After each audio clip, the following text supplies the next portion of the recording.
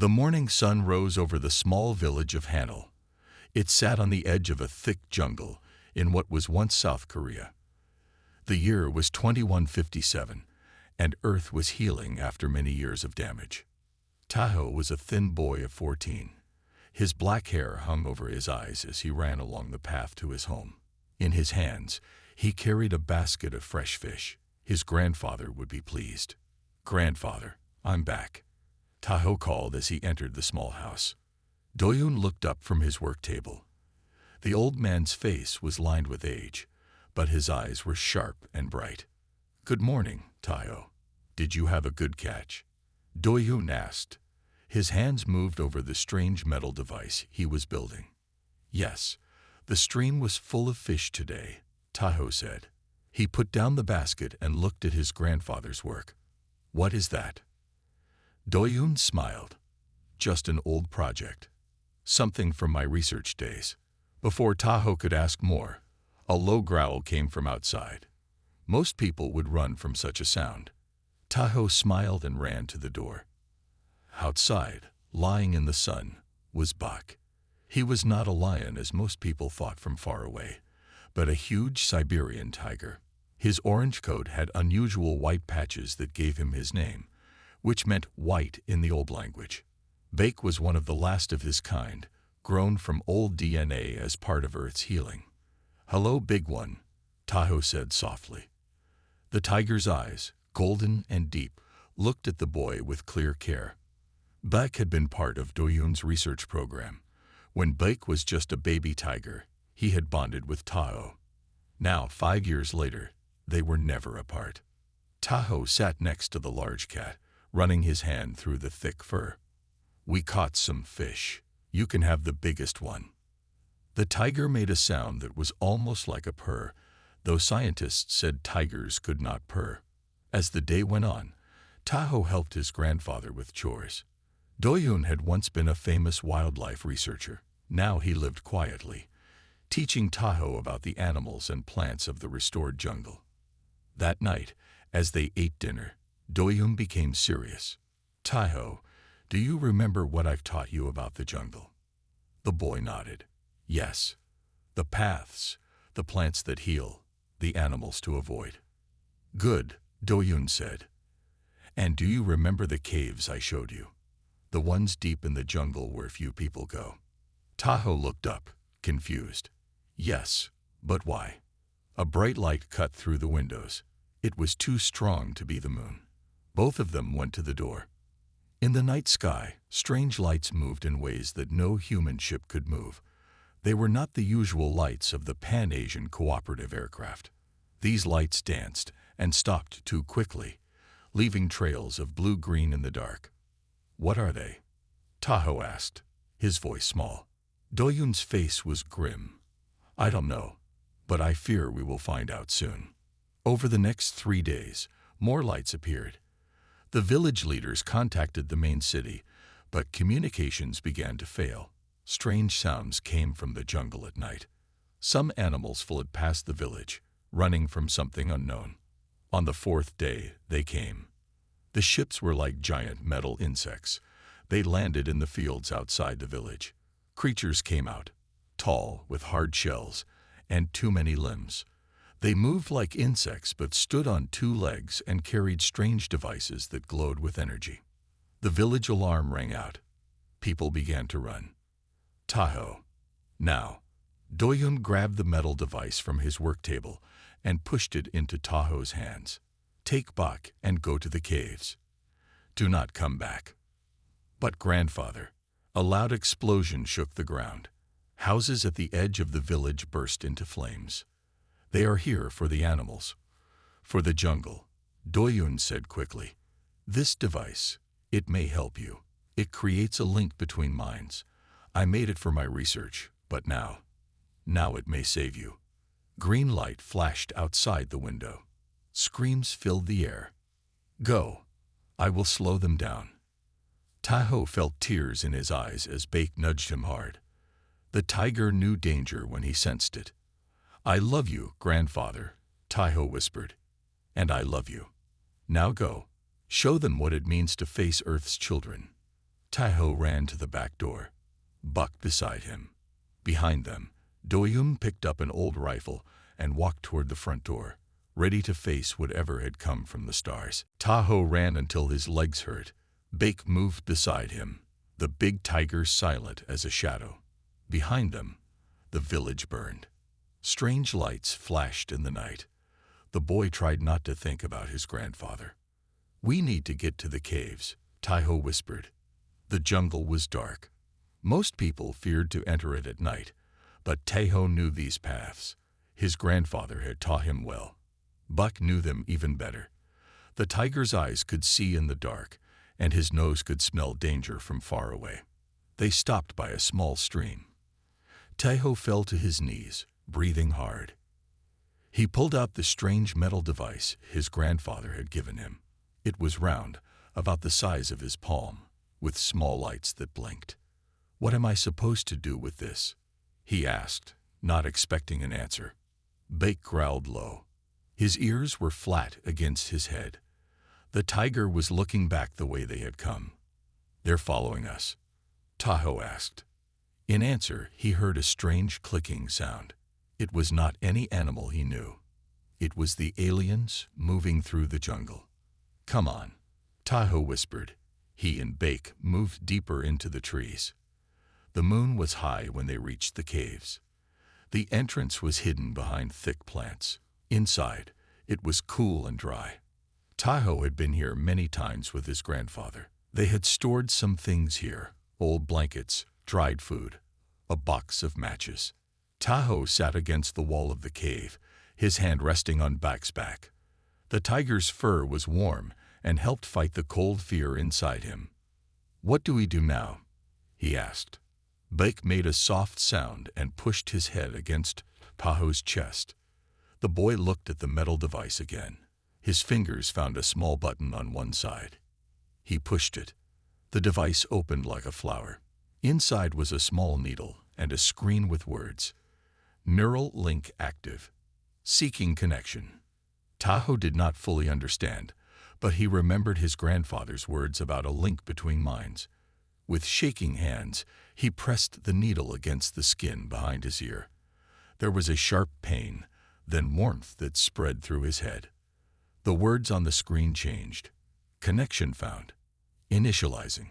Something strange happened, Tahoe felt. More. He could smell things he never smelled before. The earth, the old bones deep in the cave, the fear sweat on his own skin. These were not his senses. They were Buck's. The tiger looked at him with wide eyes. Tahoe felt surprise that was not his own. Can you understand me?" Tahoe asked. No words came back, but he felt something, a feeling of yes, of connection. "Grandfather's device. It lets us talk." "In a way," Tahoe said in wonder. He felt hungry, then realized it was Bake who was hungry. Their minds were touching now. A loud crash outside made them both turn. Through Buck's ears, Tahoe heard things he could not hear before. The aliens were getting closer, cutting down trees, talking in strange clicking sounds. "We need to see what they're doing," Tahoe said. Together, they moved to the mouth of the cave and looked out. Through Buck's eyes, Tahoe could see much better in the dark. The aliens had set up some kind of camp not far away. They had machines that dug into the ground. Other machines had large nets and cages. They were catching animals. Birds, deer, even a bear. The creatures fought, but the aliens had sticks that shot blue light. The light made the animals fall asleep. "They're taking everything," Tahoe whispered. Through their new link, Bake sent feelings of anger and fear. The tiger wanted to fight, to protect his home. "No, we can't fight yet," Tahoe said. "There are too many. We need to watch and learn." As the night went on, Tahoe and Bake crept closer to the alien camp. They stayed hidden in the thick plants. With each hour, their mental link grew stronger. Tahoe could almost see through Buck's eyes now, could almost feel the ground under the tiger's paws. And with the link came understanding. The aliens were not just taking animals. They were studying them, testing them, looking for something. "We need to find other people," Tahoe said. "We can't do this alone." Beck's mind showed images, scents, and sounds of other humans, not far away. Somehow, the tiger knew there were survivors hiding in the jungle. "You can find them." "Good. We'll go when it's safe." As the sun began to rise, Tahoe and Beck went back to their cave. For now, they would rest.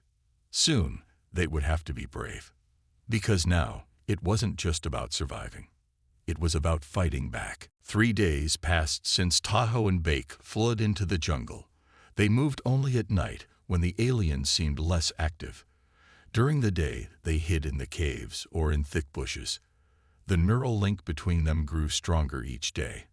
Now, Tahoe could feel what Beck felt, see bits of what Beck saw, even when they were not touching.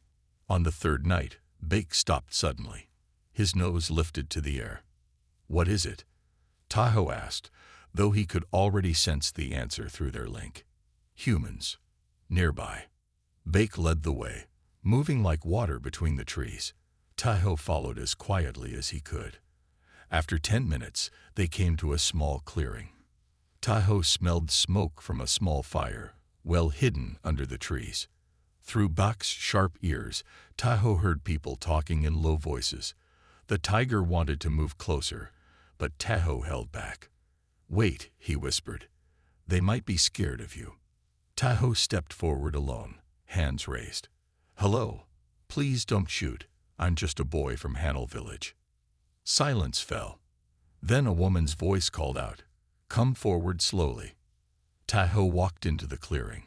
3 people sat around a tiny fire that gave almost no light. They held weapons, an old rifle, a bow, and a long knife. "My name is Tahoe," he said. "My village was attacked by the aliens." The woman with the rifle stood up. She was tall, with short hair and smart eyes. "I'm Jisoo. I was a scientist with the military before they came." She lowered her weapon. "How did you survive out here alone?" "I'm not alone," Tahoe said. He turned and called softly, "Beck, come." Slowly, the tiger stepped into the light. The 3 people jumped back in fear. The man with the bow raised it, pointing at Beck. "No." Tahoe stepped between them. "He's my friend. He won't hurt you." "That's a Siberian tiger," said the man with the bow. "They're dangerous." "Not Beck," Tahoe said. "He was raised by my grandfather. And now we have something more." Tahoe showed them the device behind his ear. "My grandfather made this.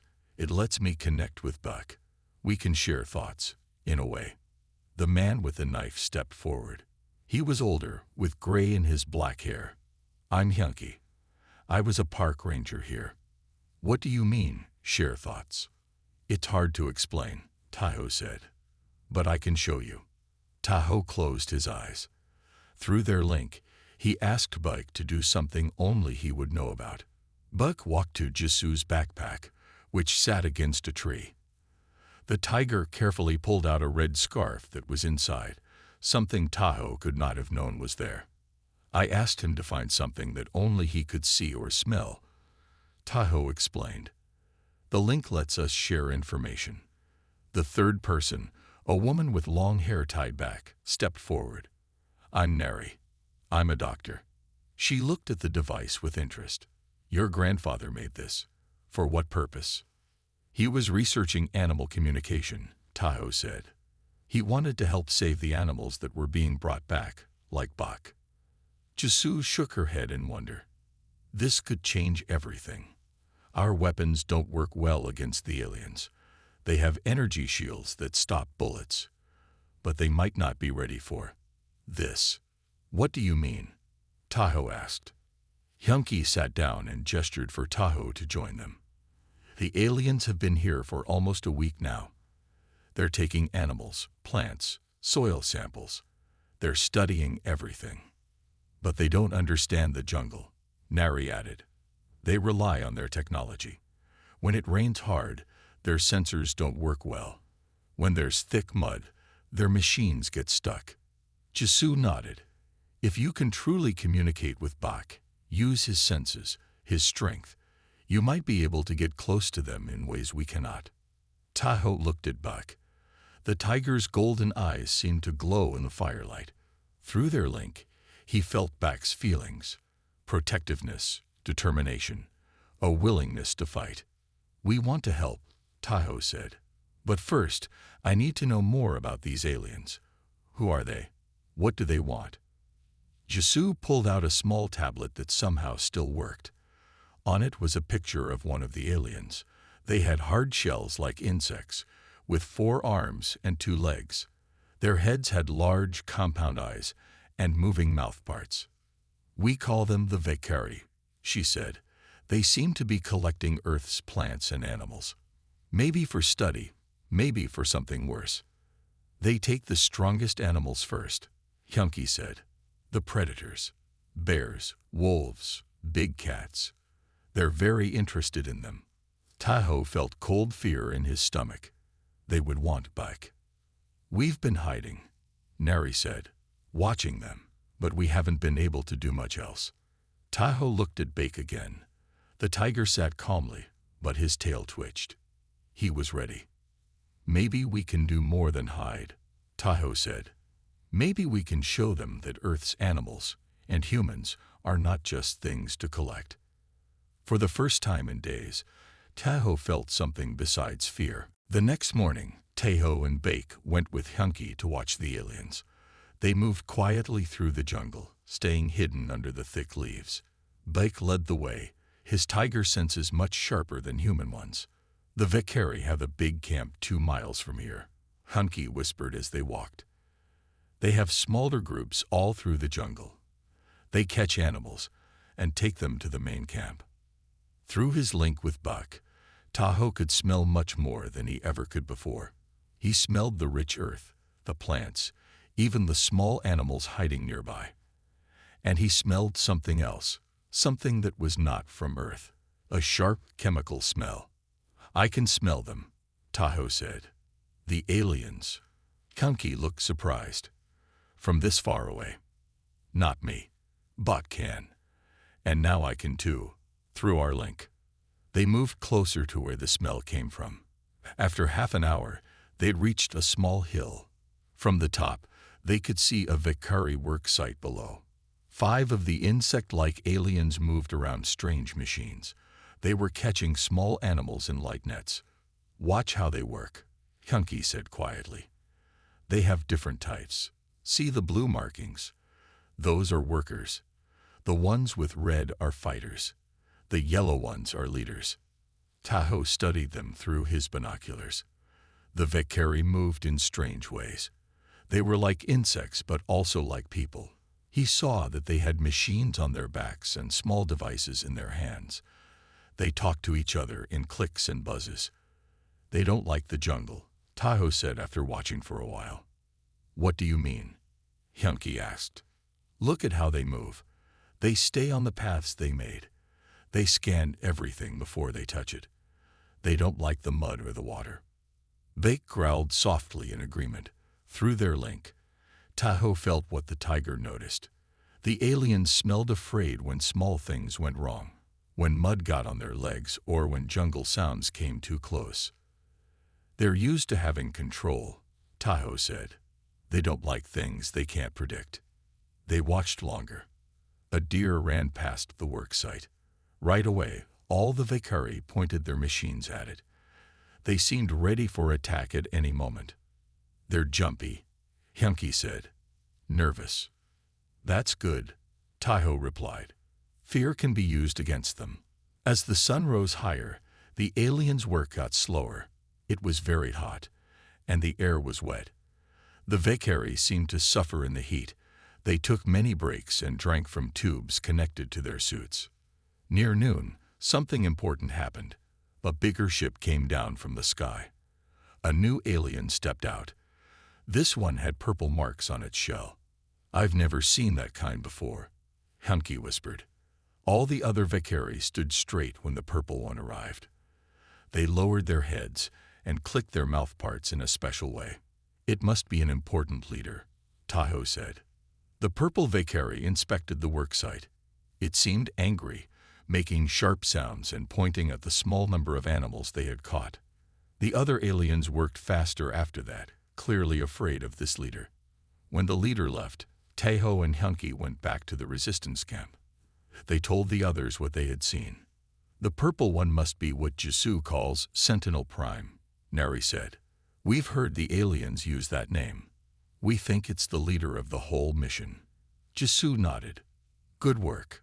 The more we know about them, the better we can fight them. That night, Tahoe couldn't sleep. He sat outside with Buck, looking at the stars. Through their link, he felt the tiger's thoughts, not in words, but in feelings and pictures. You think we can beat them, don't you? Tahoe asked. Buck's answer came as a feeling of certainty. The tiger was not afraid of the aliens. To Buck, they were just strange creatures in a world full of strange things. They had no place in the jungle. You're right, Tahoe said. They don't belong here, and they don't understand this place like we do. A plan began to form in Tahoe's mind. The aliens had better weapons and technology, but Tahoe and Bake had something the Valkyrie didn't have. They knew the jungle. They could move in it, hide in it, use it. We need to stop thinking like prey, Tahoe whispered to Buck. We need to think like hunters. Buck's eyes gleamed in the dark. The tiger understood. That was what they were after all. Hunters. And the jungle was their home. The aliens might have the sky and the stars. But here, on Earth, in the deep green jungle, they were in Tahoe and Buck's world now. And soon, the aliens would learn what that meant. We need to get Nari back, Jisoo said. The small group sat in their hidden camp as morning light filtered through the trees. 3 days ago, Nari had gone to find medicine in an old ranger station. She had not come back. Using Buck's keen sense of smell, Tahoe had tracked her scent to a small Valkyrie camp. The aliens had captured her. I saw 6 Valkyrie guards, Tahoe told the group. They have Nari in a cage with some animals. They're taking them all to the main camp tomorrow. Hunky shook his head. We can't fight 6 of them. Their weapons are too strong. We won't fight them directly, Tahoe said. His hand rested on Buck's head. We'll make them fight the jungle. Tahoe explained his plan. It was simple but clever. The Valkyrie feared what they couldn't control. The jungle was full of things they couldn't control. Later that day, Tahoe and Bake moved silently through the trees near the alien camp. Through their mental link, they worked as one mind in 2 bodies. Tahoe could see through Buck's eyes when needed. The tiger could understand Tahoe's plans without words. The alien camp was small, just a few machines and cages in a clearing. The cages held Nari and several animals. 6 Valkyrie moved around the camp, their insect-like bodies shining in the sun. Ready? Tahoe whispered to Buck. The tiger's mind sent back a feeling of readiness. Tahoe closed his eyes and focused on their link. Then he climbed a tall tree and waited. Buck dropped the bag near a nest of jungle wasps. The wasps in this area were large and very angry when bothered. The tiger used his paw to open the bag, then quickly moved away. The smell of the herbs spread. It was a smell the wasps hated. They began to buzz loudly. Then Bake used a stick to hit the nest, just once, before running away. Thousands of angry wasps flew out. Normally, they would chase whatever hit their nest, but the smell of the herbs confused them. They flew in the direction of the smell, straight to the alien camp. At the same time, Tahoe blew the whistle. No human could hear it, but many animals could. It was a park ranger's whistle, made to warn animals of danger. To the animals, it meant run away. From his tree, Tahoe watched as chaos began. A herd of deer suddenly ran through the camp, trying to escape the whistle's warning. The Valkyrie guards were surprised. They turned their weapons toward the deer. Then the wasps arrived, the air filled with angry buzzing. The wasps attacked anything that moved. The Valkyrie fired their energy weapons at the tiny insects, but there were too many. The aliens began to panic, swatting at the wasps with their forearms. Tahoe quickly climbed down and ran to the edge of the camp. With all the confusion, no one noticed him. He reached the cage where Neri was kept. "Tahoe," she whispered, "what's happening?" "We're getting you out," he said, working on the lock with a tool Jisoo had made. It took only seconds to open. Neri stepped out. "The animals too," she said. Tahoe nodded and opened the other cages. A fox, 2 monkeys, and a small clouded leopard ran free. On the other side of the camp, Vake appeared. The tiger had circled around during the chaos. Now he let out a deep, rumbling roar. The Vakari froze. They had never heard such a sound before. Their heads turned toward Bake, compound eyes wide with what could only be fear. Bake stood tall, his teeth showing, his muscles ready to spring. To the aliens, he must have looked like a monster from nightmares. One Vakari raised its weapon. Before it could fire, Bake was gone, a flash of orange and black melting into the jungle. "Now," Tahoe yelled. He and Neri ran into the trees, away from the camp. The aliens tried to follow, but more problems awaited them. Hyumki had dug small traps on the paths.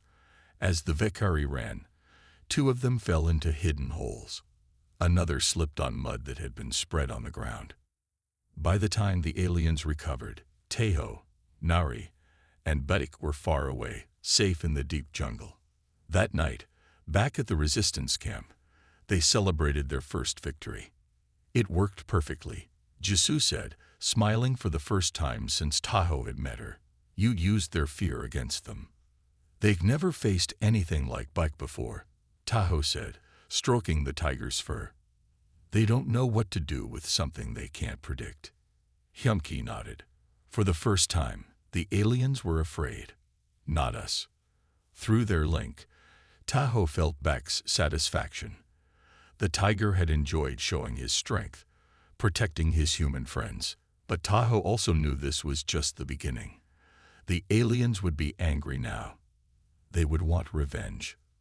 Far away, in the main alien camp, Sentinel Prime received news of the attack. The purple-marked leader was not pleased. New orders went out to all Vakari units. Find the tiger and the boy. Bring them in alive. The hunt had begun. A week passed since the rescue of Nari. The small group of humans had moved their camp deeper into the jungle. The Vakari were searching for them now, especially for Tahoe and Bake. Jisoo sat cross-legged on a flat rock. In front of her were small tools and parts. Some were human-made. Others were pieces of alien technology they had taken from the Vakari camp during the rescue. "Hold still," she said to Tahoe. "I need to see how this works." Tahoe sat quietly as Jisoo studied the neural device behind his ear. The link between him and Bak had grown even stronger. Now, Tahoe could see through the tiger's eyes whenever he wanted. He could feel what Bek felt. They could plan and hunt as one. "Your grandfather was a genius," Jisoo said. "This technology, it's amazing. Can you make more?" Hyumki asked. He was cleaning his bow nearby.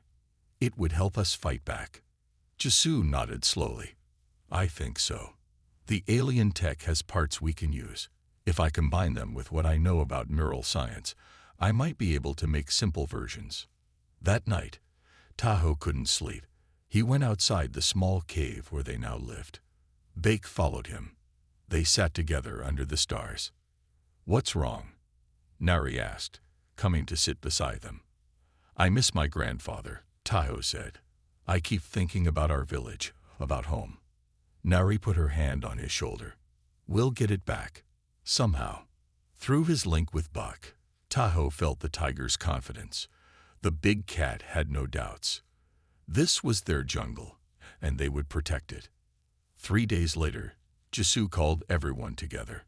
On a flat stone lay 3 small devices. They looked like Tahoe's implant, but simpler.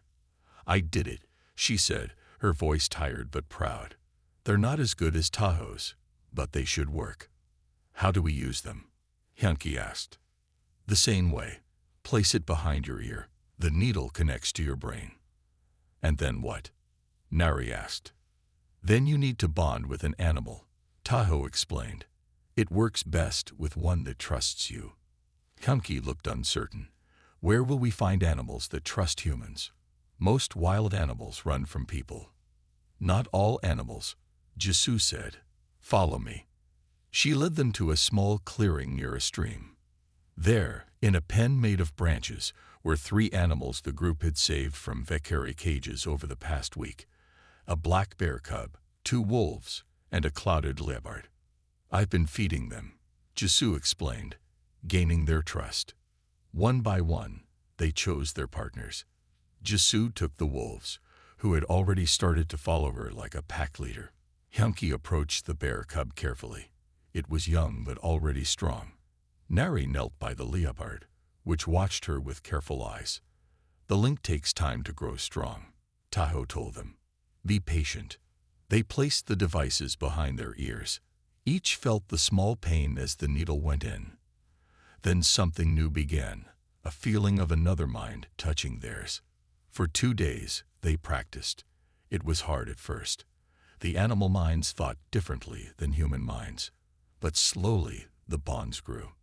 Kunki was the first to succeed fully. The bear cub, which he named Duri, began to share its senses with him. Hyunki closed his eyes and described what the bear could smell, a fruit tree half a mile away that none of the humans had noticed.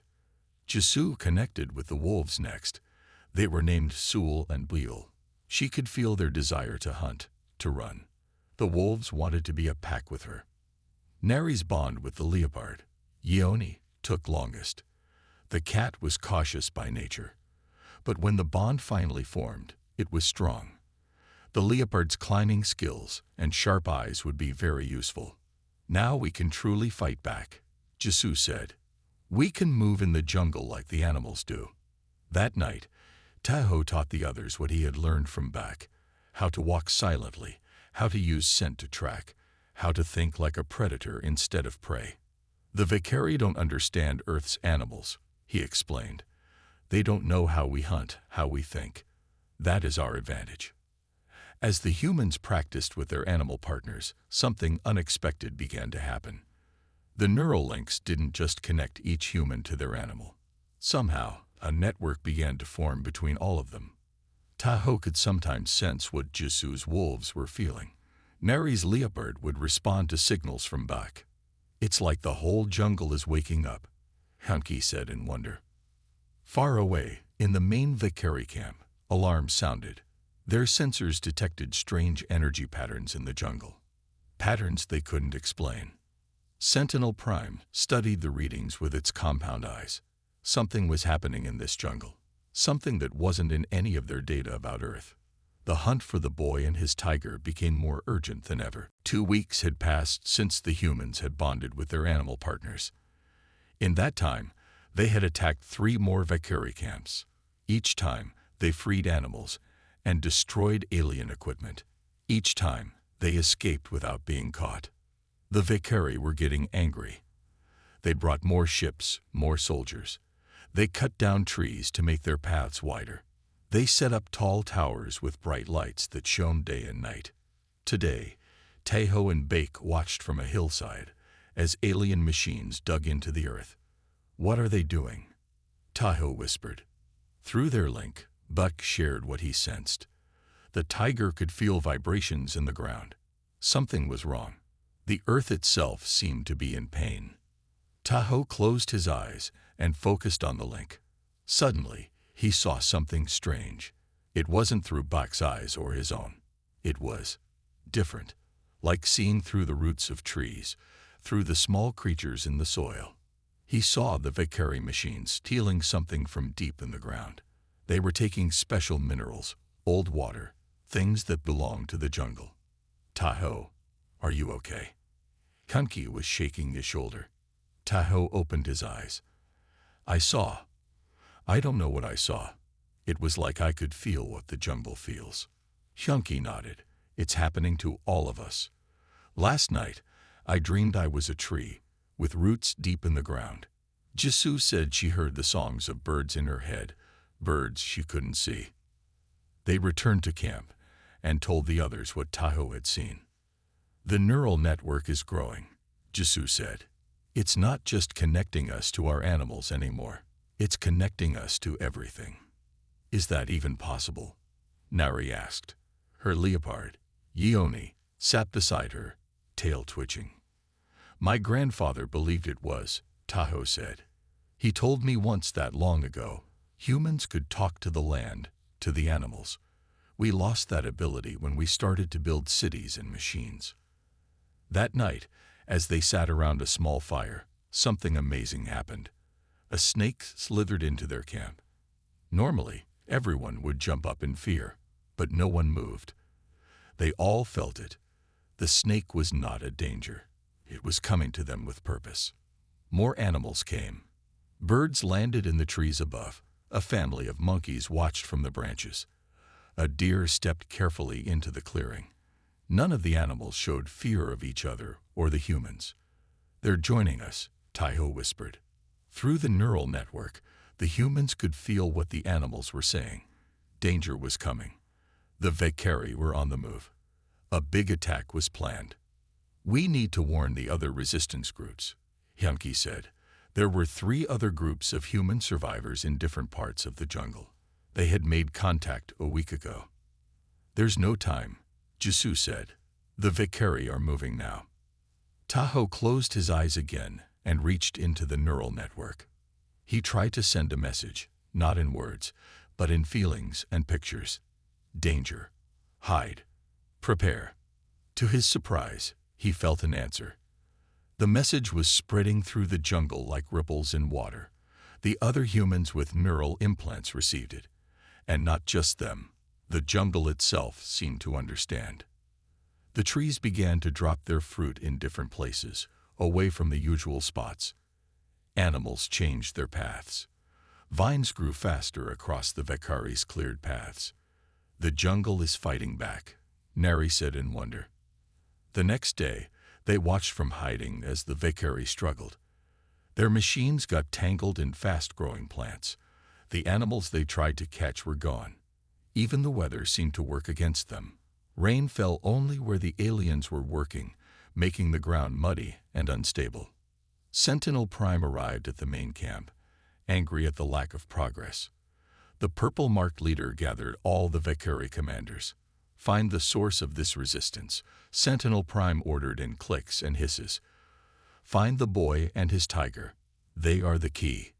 The Valkyrie sent out their best hunters, soldiers with special armor and weapons. They moved through the jungle in groups of 10, searching for Tahoe and Bike. But now, the jungle itself was hiding the humans. Trees would fall across paths just after the humans passed. Fog would rise from the ground when the aliens got close. Birds would make noises to warn of danger. That night, Tahoe had a strange dream. He saw the jungle as it was long ago, before cities, before pollution. He saw humans living as part of nature, not separate from it.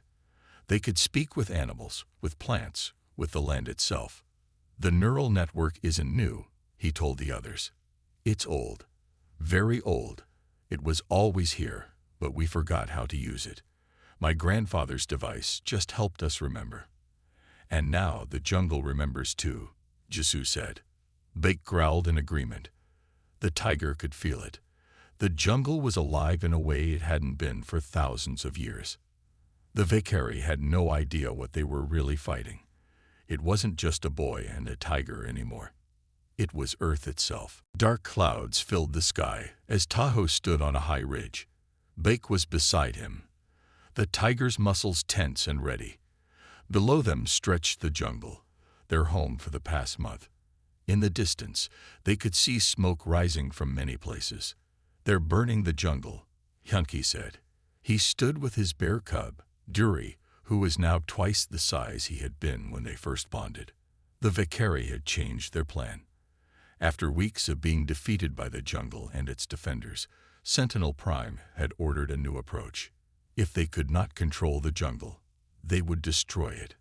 Huge machines now moved through the trees, cutting everything in their path. Behind them came burners that turned the cut trees and plants to ash. The aliens were creating wide, empty spaces where nothing could hide. "We need to stop them," Jisoo said. Her wolves, Sul and Buell, paced beside her. "If they destroy too much of the jungle, the network will weaken." Through their neural link, all of them could feel the pain of the jungle.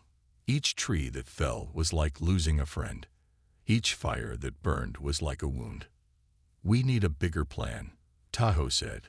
"Small attacks won't work anymore."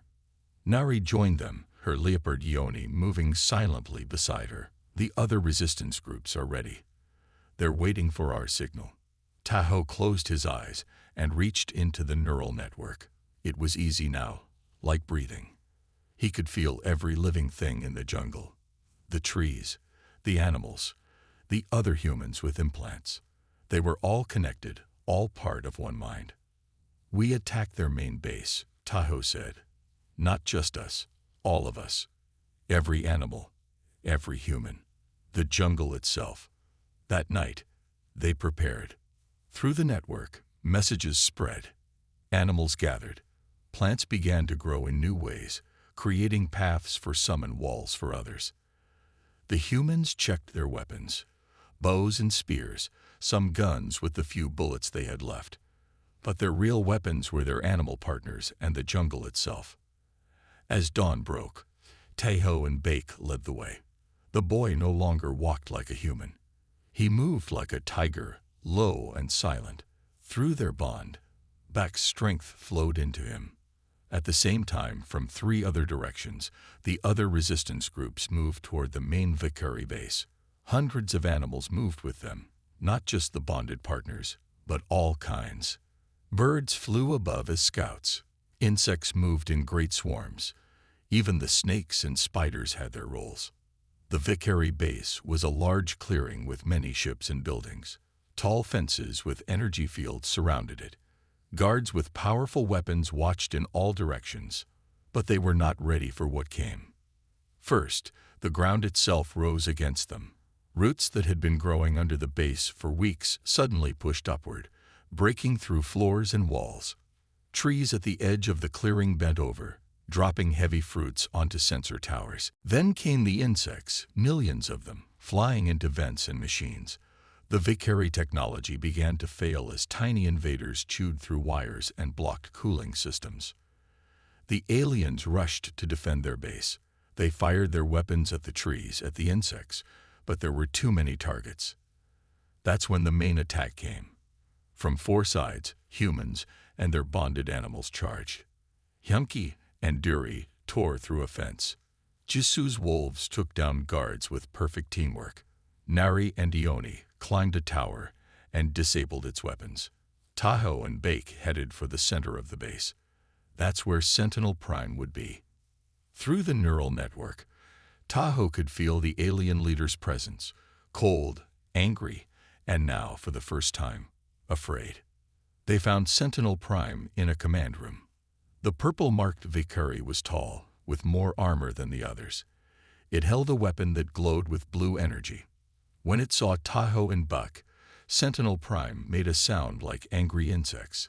It fired its weapon. Buck leaped one way, Tahoe the other. The shot missed. "Your kind doesn't belong here," Tahoe said. "This is not your world to take." The alien leader spoke in its clicking language. Through the neural network, Tahoe somehow understood. "Your world is weak. Your species is weak. You will be collected and studied." Tahoe smiled. "You still don't understand. We are not weak. We were just asleep. And now we're awake." Vake circled behind Sentinel Prime. The alien tried to track both of them at once, its compound eyes moving frantically. For the first time in its life, Sentinel Prime felt real fear. It was the fear of prey facing a predator, a fear its species had forgotten long ago. In that moment of fear, Sentinel Prime made a mistake. It looked away from Bake for just a second. That was all the time the tiger needed. Buck pounced, a flash of orange and black. At the same moment, Tahoe charged from the front. Together, The boy and his tiger brought down the alien leader.